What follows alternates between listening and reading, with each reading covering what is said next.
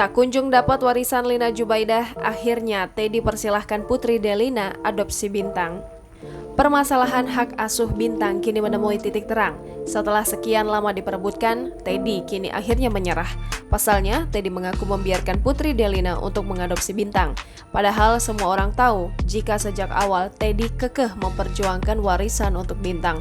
Namun sayang, warisan itu tak kunjung didapatnya.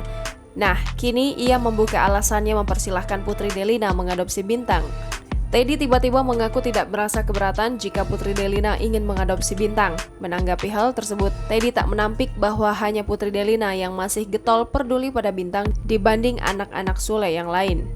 Namun, Teddy Pardiana menegaskan bahwa dirinya tidak menghalangi keinginan putri tersebut. Teddy mengatakan sejak kecil Bintang sudah terbiasa tidur dengannya, sehingga ia seolah sangsi ketika tiba-tiba Bintang hidup dengan orang lain.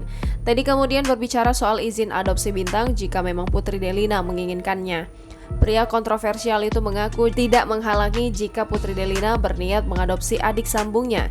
Namun, Teddy tentunya mengingatkan agar tetap memprioritaskan kenyamanan Bintang. Jangan lupa subscribe, share, komen, dan like ya.